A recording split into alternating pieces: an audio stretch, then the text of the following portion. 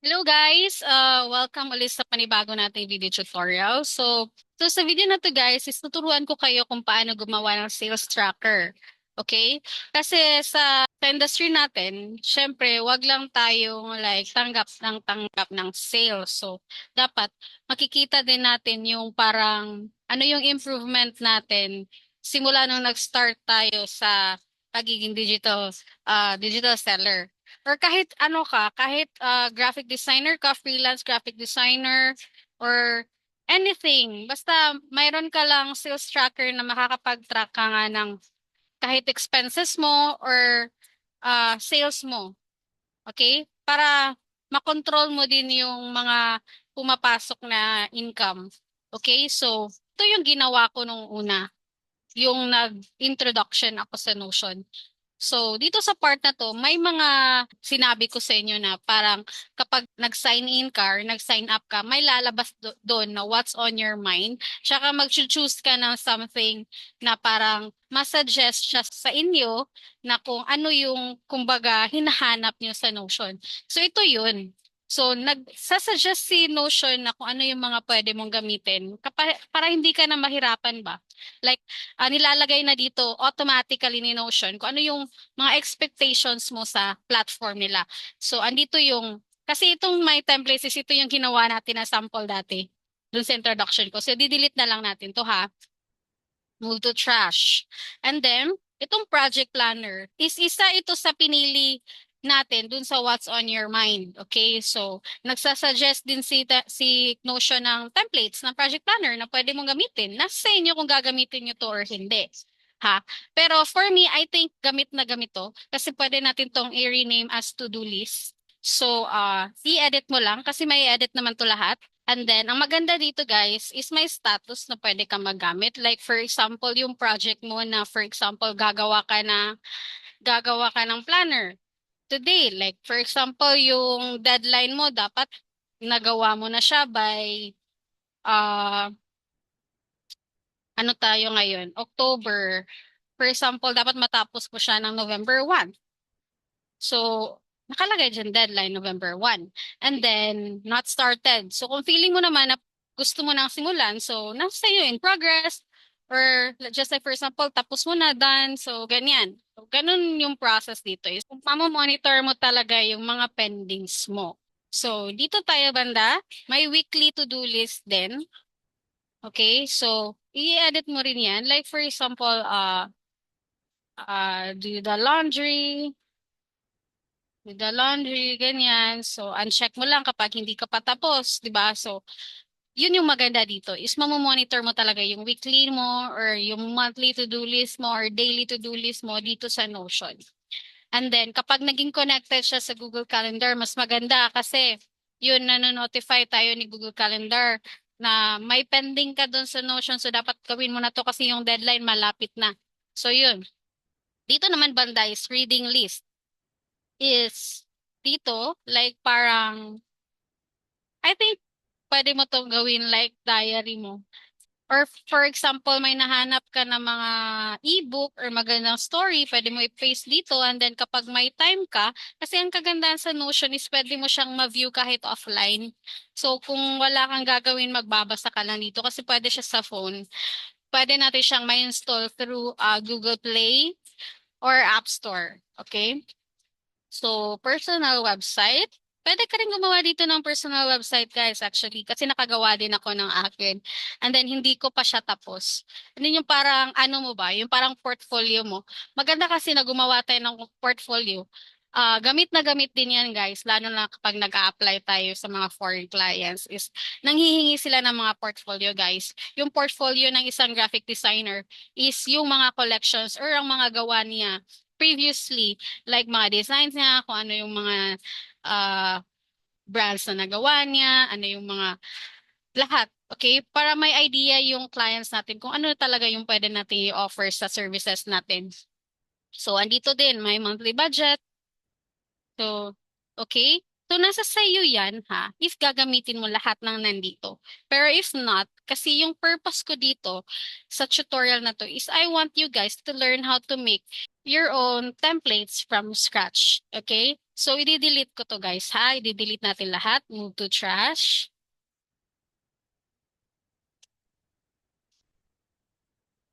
Move to trash. Move to trash. Move to trash. So, move to trash din natin yung to-do list kasi syempre tuturuan ko kayo kung paano gumawa ng sarili nyong to-do list. So, move to trash. So, ito, pwede nyo ring i-delete kasi pwede ding hindi kasi pwede nyo itong balikan if ever may nakalimutan kayong parang kung paano gawin yung mga basic ba. Kasi naturo ko na to sa inyo, di ba, kung paano gawin to lahat. So, pwede nyo yang i-leave as is. Okay. So, right now, gagawa tayo ng sales tracker, guys. Okay? So, dito tayo sa create new page, dito banda. Okay? So, dito banda din, may nakalagay dito na new page. So, pwede tayong maglagay ng title dito. Kasi yun yung lalabas, guys, dito sa part na to. Okay? Lalagay tayo dito ng sales tracker. So yan, nakikita nyo naman na na-change talaga yung name niya para mas madali nating makita kung ano yung page na to. Okay? So may part din dito na pwede nating lagyan ng icon. Actually, pwede mong lagyan ng sarili mong logo. Okay? Kasi may ano dito, pwede ka mag-upload file. And then, dito sa icons, marami din pwedeng pagpilian. Pwede din emoji. Okay, pwede ng emoji. Pero normally, yung ginagamit ko talaga is dito sa icons banda. Like for example, gusto kong gamitin ito guys. Wait lang ha. Hahanap tayo. Let's say ito. Okay, so pwede ka rin pumili ng kulay, di ba? So, if ever yung kulay mo sa brand color mo is merong orange or merong yellow, so nasa yun na yan. Kasi sa akin, di ba, alam niyo naman, normally ginagamit ko dito sa colors na to is yung uh, pink, and then violet, and then orange. So, dito tayo sa purple. And then, automatic na, mati-change din yung icon dito banda. Okay. So, start na tayo. Dito sa blank page na to, may nakalagay dito na get started with as AI, table, templates, and then maraming option how to start. So, since gagawa tayo ng sales tracker, yung gagawin natin is, ano natin tong table. Okay? I-click natin tong table. So, agad-agad, may lalabas na siya na ganito. Okay? So, dito banda is maglalagay ka dito ng customer name, capital natin. Customer name, and then amount. And kung gusto niyo mag-add ng another column, guys, is i-click nyo lang yung plus sign. And then, for now, since hindi pa natin alam kung ano yung talagang format, is pipiliin nyo muna yung text. Okay? So, text. And then, change natin to platform. Kasi para malaman natin saan siya bumili. Kasi may mga ano tayo, if ever bumili siya sa Facebook or bumili siya sa Rocket PH or sa Etsy or sa kahit anong platform, pwede natin ilagay dito. So, platform. And then add tayo another text. Okay? So, i-change natin to item. So, I think yung item is dapat andito siya banda. So, pwede natin siya i-move ha. I-click mo lang tong parang dito na part, sa name part. And then, ida-drag mo siya. Ilalapit natin dito sa name. Okay? So, yung mga ano dito guys, mga icons dito is pwede natin tong i-change, okay? Kasi nakita natin dito na may nakalagay na AA. So, pwede natin niya i-change. Ito banda. Click natin to. And then, i-change natin ang icon. Depende sa gusto nyo. Okay? Like, for example, lagyan natin ng ganyan. So, the same thing with item. Ganun din. Amount, pwede nating i-change din into number sign. Kasi amount naman siya. So, hanap tayo dito ng number sign. Number. So, ito. 'di ba? So, platform, and then what else pa ba needed? For example, is sales lang yung itatrack natin, okay? So, for now, yung i-discuss ko muna dito is kung paano gumawa ng sales tracker. Okay, so sa next video ko na lang i-add kung paano mag-add ng expenses kasi magiging mahaba na yung video. So for now, sales tracker muna. So since andito nga, customer name. So what if maglalagay ka dito ng, for example, kay JB, kay JB bumili. And then yung, wait, change natin to into item. Item name. And then, let's say yung binili niya is planner. Okay, so actually guys, dito sa part na to, para mas madali sa atin pumili ng mga types of products natin, itong item name guys, since naka-text to kanina ha, di ba naka-text property to kanina.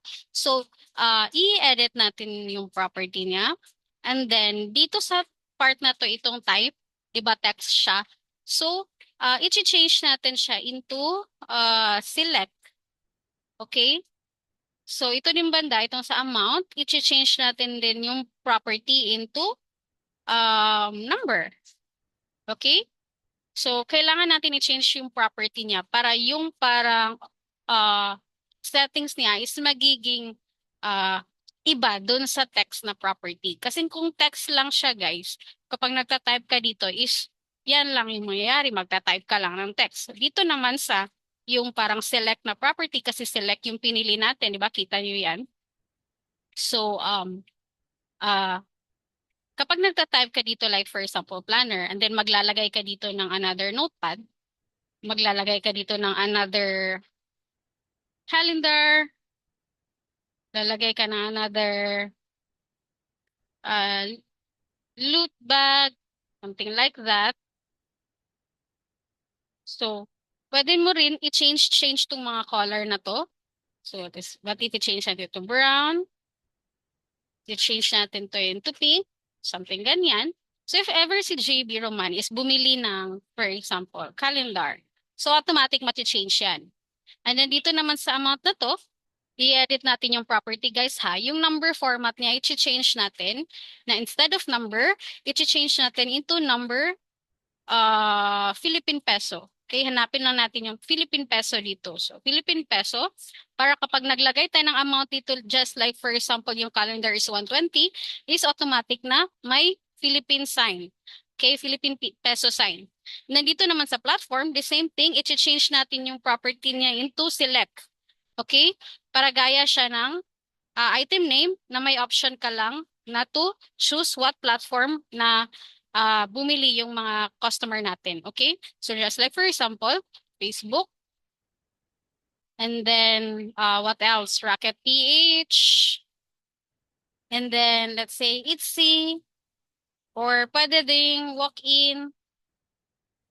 Something like that. So pwede natin i-change yung color since yung Facebook is color blue. Yung Rocket PH naman is color orange. Yung Etsy, I think, is color orange din. So, lagyan na natin siya ng yellow. Walk-in, let's say, pink na lang. Something like that. Let's say, yung customer is bumili sa Facebook. So, ilalagay natin dyan Facebook. So, after that, pwede din tayong maglagay dito ng date. Diba? So, select date. Ano ba dito? Type. Diba? Date na siya. And then, full date. So, yung time is 12 hours. So, let's say, try natin yan. So, i-move natin yung date. I-change natin to ha. Date purchase. Okay? So, i-move natin dito banda. Kasi para malaman natin anong araw siya bumili. Para ma-monitor talaga natin. For example, bumili siya noong October 15. Diba? So, yan. May tracker na tayo, may date na tayo, date purchase, may customer name, may item name. Pwede nating i-resize yung laki ng row ha, yung by dito lang, yung parang sa center kapag nag-blue yan. So i-move lang natin siya dito banda para hindi siya masyadong mahaba yung tracker natin. Okay, so move that natin yung amount. Ganun din sa platform. What else pa ba? In making a sales tracker, yung pinaka-basic lang talaga is yung wait lang nga, i-change natin to. Kasi yung mga products naman natin is mga digital. So, lalagay na lang natin dito is type of digital. Okay, so move natin ganyan para makita talaga natin guys. So, what if may bumili na naman ulit noong October 19, tapos yung pangalan niya, let's say for example, Ana. Ana Karen. So, bumili si Ana ng notepad. And then, yung notepad is 150. And then, bumili siya sa Rocket. So, paano ba makuha yung total? Pinaka-simple lang din, guys. Dito lang banda sa calculate. Kung saan, kung saan yung column na gusto mo makuha yung total is yun lang din ang i-change mo. Kasi no need naman dito banda kasi mga ano naman to, mga text naman to. So dito lang sa amount is i-click mo yung calculate and then dito tayo sa more options and then sum. And then automatic magto-total na yan. Okay? And then kapag nag-type ka pa dyan, okay, let's say type pa tayo, like for example, Joanne, bumili ng planner, let's say 199. Bumili siya sa Etsy, and then kapag wala ka ng row, and then pwede mo mag-new page ka lang. Okay? New page, new page, new page, new page, hanggang sa hahaba yung table. Okay? So yun lang, mas matatrack mo na yung sales mo guys, 'di ba? Nakita niyo naman na total na yung sales mo dito banda, okay? So yun lang, sa next video ko is itatopic ko naman kung paano mag-add sa sales tracker natin yung expenses natin. Kailangan din natin ma-monitor kung ano yung lumalabas na pera and then ilan na yung natira sa income. So, yun, sana may natutunan kayo and aabangan ko kayo ulit sa susunod na video. Yung topic ko, okay, is yung paano mag-add ng expenses tracker. Okay? Dito lang din natin i-add para isang page lang yung gagamitin natin. Okay? So, thank you. Abangan ko kayo.